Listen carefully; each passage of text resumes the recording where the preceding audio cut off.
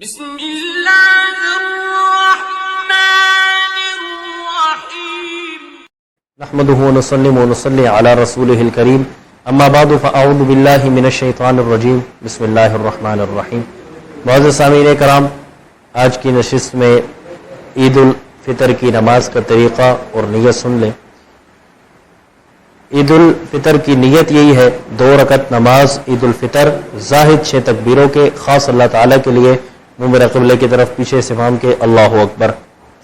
عید الفطر کے 2 رکعت ادا کیے جائیں گے۔ یاد رکھیں عید الفطر کی نماز واجب ہے۔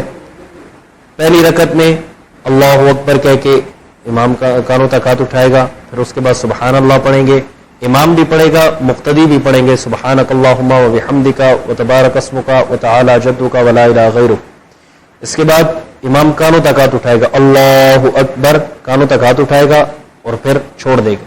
پھر دوسری تکبیر اللہ اکبر، کانوں تک ہاتھ اٹھانے چھوڑ دینے، پھر تیسری تکبیر اللہ اکبر، کانوں تک ہاتھ اٹھانے چھوڑ دینے ہیں۔ اس کے بعد امام تیسری تکبیر کے بعد ہاتھ باندھ لے گا اور پھر سورہ فاتحہ کی تلاوت شروع ہو جائے گی، الحمدللہ رب العالمین سے ولا الضالین تک۔ یاد رکھیں جب امام فاتحہ پڑھ رہا ہو تو پیچھے مقتدی فاتحہ نہیں پڑھیں گے۔ اس کے بعد امام فاتحہ کے ساتھ کوئی سورت ملائے گا، اس صورت ملانے کے ساتھ اس کے بعد پھر رکوع کرنا ہے، سجدے کرنے ہیں۔ اسی طرح جب دوسری رکعت ہوگی اللہ اکبر، سب سے پہلے امام سورہ فاتحہ پڑھے گا، فاتحہ کے بعد کوئی سورت امام پڑھے گا اور اس کے بعد امام رکوع میں جانے سے پہلے 3 زائد تکبیریں کہے گا، اللہ اکبر، کانوں تک ہاتھ اٹھانے چھوڑ دینے ہیں، پھر اللہ اکبر، پھر اللہ اکبر، تینوں تکبیروں میں کانوں تک ہاتھ اٹھا کے چھوڑ دینے ہیں۔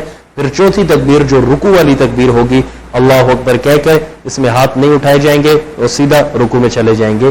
یہ ہو گئی زائد 6 تکبیریں اور آگے پھر اسی طرح ہوگا آخر تک تشہد۔ اور یاد رکھیں عیدین کی نماز اور جمعے کی نماز میں 2 انفرادی فرق ہیں۔ نمبر 1، جمعے کی نماز کا خطبہ پہلے ہوتا ہے اور عید الاضحیٰ اور عید الفطر کی جو نمازیں ہیں ان کا خطبہ بعد میں ہوتا ہے، اس لیے جو بھی آپ کو وقت دیا جائے آپ پر وقت اپنی عیدگاہ میں پہنچیں۔ نمبر 2، جمعے کی نماز ہوتی ہے، سب سے پہلے جمعے کی نماز خطبہ، پھر اس کے بعد نماز، پھر اس کے بعد دعا، جبکہ عید والے دن یاد رکھیں عید کی نماز اور عید کی نماز کے بعد خطبہ ہوتا ہے۔ عید کے نماز کے خطبے کے بعد دعا مانگنا یہ سنت سے ثابت نہیں ہے، ٹھیک ہے۔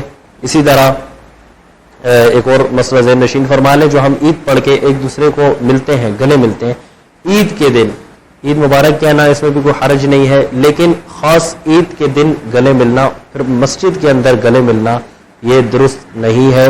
مسجد سے باہر آپ ضرور مل سکتے ہیں، یا کوئی دوسرے علاقے سے بندہ آپ کے علاقے میں آتا ہے، آپ کے یہاں مہمان آتا ہے، آپ اسے گلے ضرور ملیں، لیکن ایک ہی محلے کا اور ایک ہی افراد کا بار بار گلے ملنا یہ ثابت نہیں ہے۔ اللہ رب العزت سے دعا ہے اللہ تعالی ہمیں شریعت مطہرہ پر چلنے کی توفیق عطا فرمائے۔ وآخر دعوانا الحمدللہ رب العالمین۔